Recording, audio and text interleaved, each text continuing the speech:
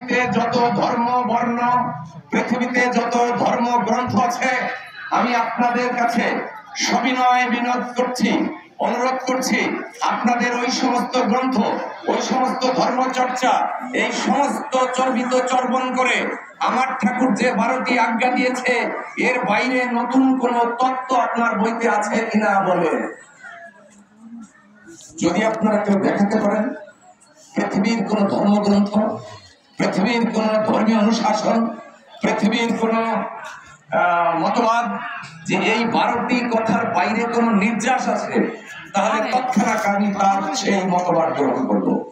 আজ পর্যন্ত আমার দীর্ঘ 30 বছরে আমি একজন পণ্ডিত, একজন মহামানব, একজন আচার্য, একজন বৈষ্ণব, একজন সৎসঙ্গী, একজন মানুষ আমি পাইনি যে আমার এই কথার সাথে চ্যালেঞ্জ করে আজ পর্যন্ত কেউ আমাকে বলতে পেরেছে আমার কাছে তথ্য আছে যে তথ্য এই 12টি আজ্ঞাকেও ছাড়িয়ে গিয়েছে। না, আমরা মতুয়া সম্প্রদায়ের মানুষ। মতুয়া হলো এই সম্প্রদায়ের মানুষ হলো আমার হরিচাঁদ গুরুচাঁদ দয়া করে ভারতবর্ষে যে অখণ্ড সনাতনের চর্চা হয়, সেই অখণ্ড সনাতনের সবচাইতে লেটেস্ট ভার্সন, সবচাইতে আধুনিক মতবাদ হলো মতুয়া। কিন্তু আমরা এই মতুয়াকে কথা বলতে গিয়ে, এই মতুয়াকে উপস্থাপন করতে গিয়ে আমরা অনেকে অনেক সময় খেয়ে হারিয়ে ফেলি। অনেকে অনেক এমন তত্ত্ব এবং তথ্য আমরা উপবেশন করে ফেলি, যখন এই সম্প্রদায়ের মানুষগুলো দ্বিধায় পড়ে যায় আসলে আমাদের কি করা কর্তব্য।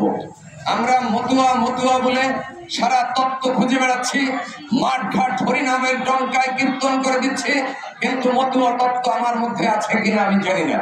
আচ্ছা, মতুয়ারা যখন আপনারা বলেন হরিচাঁদ ঠাকুর আমাদের মতুয়া দিয়ে গিয়েছে, আপনারা লীলামৃত তো পড়েন বাবা। আমার দাদা আজকে এখানে আছে ভগ্নিপতি, আমার শ্রদ্ধেয় দাদা বলতে আসেন এসেছে, তাদের একটা বক্তব্য মানেই সমাজে দেখি 50,000 60,000 ভাইরাল হয়ে যায়। আমি আপনাদের কাছে জানতে চাই না, কারণ আপনাদেরকে প্রশ্ন করার মতো এত ঔদ্ধত্য আমার জন্মায় নাই। কিন্তু আপনাদের কাছে কোনো কিছু চাইতে আমি পারি, আমি জানতে চাইতে পারি এইটা কি ওইটা কি, এটা আমি আমার আশা, এটা আমার থাকতে পারে। আপনারা দেখেন তো আমার সাথে একটু মেলে নাকি। হরিচাঁদ ঠাকুর যেদিন ব্রাহ্মণ্যবাদের সেই অত্যাচারের নিরিখে একটা কথা তিনি বলেছিলেন, আজ হতে আমরা কি ভিন্ন সম্প্রদায় মোরা মতুয়া খান। কথা ক্লিয়ার? আচ্ছা, এর আগে কি মতুয়া ছিল? এর আগে মতুয়া ছিল না? এইখানটাই হলো আমাদের সবচেয়ে, আমার প্রশ্নটা এখানে। লীলামৃত আপনি পড়েন, লীলামৃতের নির্যাস গ্রহণ করার চেষ্টা করি আসেন। আপনারা দেখেছেন আমার দয়াল হরিচাঁদ ওই যখন তার ঐশী প্রকাশের পূর্ব মুহূর্তে কিংবা ওই মুহূর্তকালে উনি হরিবাসরে যেতেন, তার সবচেয়ে সঙ্গী ছিল কে প্রধান? আপনারা একটু এই সামনের থেকে 2 জন আমাকে স্মরণ করে দেবেন, আমি অনেক সময় ভুলে যাই। হরিবাসরে যেতেন, তার প্রধান সঙ্গী কে হতেন? একজন মানুষ তার সাথে ছিলেন, গোবিন্দ মতুয়া। পেয়েছেন? তাহলে গোবিন্দ মতুয়া, যেদিন মতুয়া শব্দটি পেয়েছি, এই ঘটনার অনেক পরে গিয়ে এই দ্বন্দ্ব আত্মপ্রকাশে হরিচাঁদ ঠাকুর বলেছে আজি হতে মোরা ভিন্ন সম্প্রদায় মতুয়া খান। তাহলে যে আপনি বলে ফেললেন যে না, এর আগে মতুয়া ছিল না, কথাটা ভুল বললেন না? মতুয়া তখনও ছিল, মতুয়া তখনও ছিল, মতুয়াকে তখনও মানুষ শ্রদ্ধা করত। মতুয়া শুধু ওখানে নয়, আজকে মারা এখানে এসেছেন, আমার ধর্মচর্চার মূল কাণ্ডারি হলো আপনারা। এই সমাজ আজকে এখানটায় এসেছে নারী জাতির উপর ভক্তি, নারী জাতির উপর, নারী জাতির ভক্তি, নারী জাতির কর্ম, নারী জাতির প্রেরণার উপর দাঁড়িয়ে এসেছে আজকে মতুয়া সম্প্রদায়ের এই আজকের উত্থান। যদি আপনারা বলেন না, আমি বলবো আপনারা ভুল বলতেছেন। শান্তিমা যদি না থাকতো, হরিচাঁদ ঠাকুরের ওই হি প্রকাশ কখনো কোনোদিন হতো বলে আমার মনে হয় না। আমি লীলামৃত পড়ে আমি সিদ্ধান্ত দিতে পারি না, কিন্তু আমার কাছে এটা মনে হয়েছে রাধাবিহীন যেমন কৃষ্ণ অচল, শান্তিবিহীন হরিচাঁদ ঠাকুরের কোন শক্তি ছিল বলে আমার জানা নাই। আমি অন্তত যেটুকুন হরিচাঁদ ঠাকুরের লীলামৃত পড়ে আমি যেটুকুন পেয়েছি, সেই জায়গাটায় মতুয়া গোবিন্দ যেতেন হরিচাঁদ ঠাকুরের সাথে। কোথায়? হরিবাসরে। হরিবাসরে যেতেন। একদা এক ঘটনা, তার বাচ্চাটিকে সাথে করে নিয়ে গিয়েছে। যে বাড়িতে হরিবাসর হচ্ছে ওই বাড়ির মালিকের ছোট্ট একটা বাচ্চা ছিল, ওই একই রকম বয়স গোবিন্দ মতুয়া যে বাচ্চাটি নিয়ে গিয়েছে, সেই হরিবাসরে হরিনামের কীর্তনে নামে মাতোয়ারা এমন ভাবে হয়েছিল, আসার সময় ওই তার বাচ্চাটা রেখে ওই বাড়িওয়ালার বাচ্চাটা নিয়ে সে হরিনাম কীর্তন করতে করতে যখন ওরাকান্ডীয় বিভাগী রওনা হয়েছে, আত্মচিৎকারে তার সম্বিত ফিরে পেয়েছে, যে আমি কি করেছি, আমি তো বাচ্চা পাল্টাই নিয়ে এসেছি। এই যে যখন তার অনুভূতি হয়েছে আমি বাচ্চা পাল্টাইয়ে নিয়ে আসছি, তখন আর তিনি মতুয়া নেই, তখন তিনি গোবিন্দ। মতুয়া ছিল কোনটুকুন সময়, ওই হরিবাসরে গিয়ে যে সময় তার কীর্তন ধ্বনি উঠেছে কৃষ্ণ নামের সুরের ধ্বনিতে, হরিনামের সুরের ধ্বনিতে, সনাতন সংস্কৃতির আধ্যাত্মিক চিন্তা চেতনায় যখন ওই হরিবাসর উৎসবে পরিণত হয়েছে, কখন গোবিন্দ মতুয়া একাকার হয়ে গিয়েছে, তার এই চিন্ময় জগতের কোনো কিছু নাই, ভুলে গিয়েছে আত্মচেতনা, কে সামনে উপবিষ্ট, কে পিছনে, কে ডাইনে, কে বায়ে, কে সামনে, এর সব কিছু ভুলে গেছে। একমাত্র হরিদর্শন, আত্মদর্শন চিন্তায় তার এই চিন্ময় জগতে তিনি ছিলেন না। সেই চিন্ময় জগতে ছিলেন না বিধায়ী তার সন্তানটাকে সে পাল্টাই পর্যন্ত নিয়ে আসছে, সে বোঝে নাই যে আমি আমার সন্তানটাকে পাল্টাই নিয়ে চলে যাচ্ছি। এই যে সেন্সটুকুন সময়, এইটুকুন হলো মতুয়া। তাহলে আপনারা যদি, আমি যদি বলি যে আমার ঠাকুর শুধু মতুয়া দিয়ে গেছে, সেদিন আমরা স্বীকৃতি পেয়েছি। মতুয়ার বাজার তো অনেক আগেই, মতুয়ার বাজার মিলেছিল কোথায়? মতুয়ার বাজার মিলেছিল শ্রীকৃষ্ণ যেদিন রাস উৎসবে মত্ত হয়েছিল, যেদিন শ্রীকৃষ্ণ রাসস্থলীতে রাস করেছিলেন।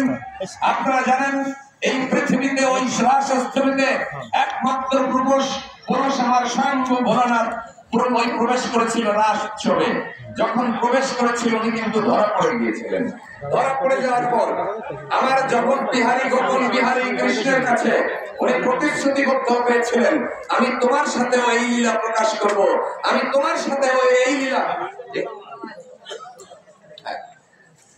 আমরা এই জায়গাটায় প্রচার করব, যখন নদীয়ার সুরধ্বনি কোলে তুমি অদ্বৈত গদাধর রূপে আসবা, আমি যাব চৈতন্য রূপে।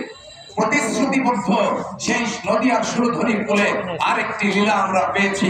ওই সময় যখন কৃষ্ণ অদর্শন হয়ে যায়, ওই জায়গা থেকে গোপীকুলের যে সৃষ্টি হয়েছিল, প্রথম কৃষ্ণ কৃষ্ণ করতে করতে হাহাকারের কান্না যখন বেজে উঠেছে, চিৎকার আত্মচিৎকারে ভুলে গিয়েছে সবকিছু, ওই যে সেন্সটুকুন, ওইটুকুন সময় হলো মতুয়া। আর সেই অনর্পিত চরিন চিরাত নিয়ে আজকের এই ঘরে ঘরে, পাড়ায় পাড়ায়, জেলায় জেলায়, মাঠে মাঠে আপনারা সেই মতুয়ার মিলন মেলা তৈরি করেছেন। কিরকম?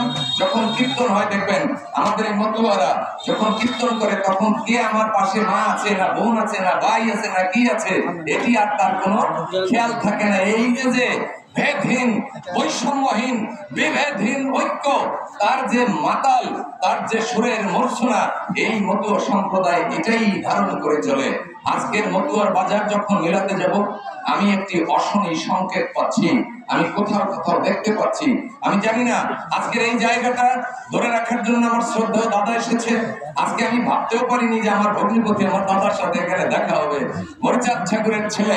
আমরা এই জায়গাটা একটু অনুভব করার চেষ্টা করি মাত্র।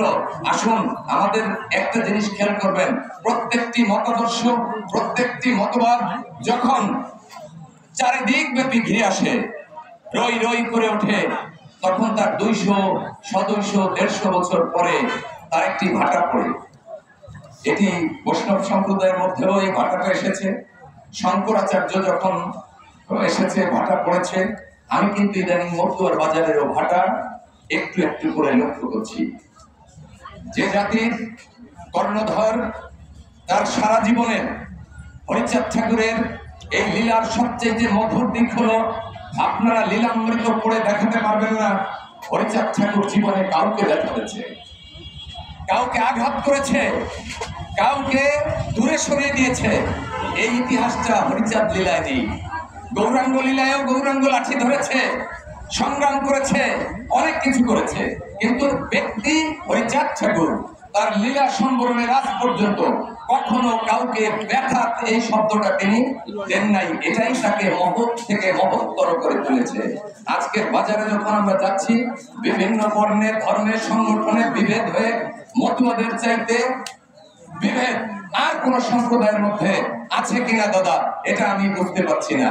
আমি ব্যক্তিগতভাবে আমার উচ্চারণটা এখানে করতেছিল, আমি মতীয় মিশনের সর্বসাধারণ সম্পাদক হিসেবে দায়িত্ব পালন করতেছি।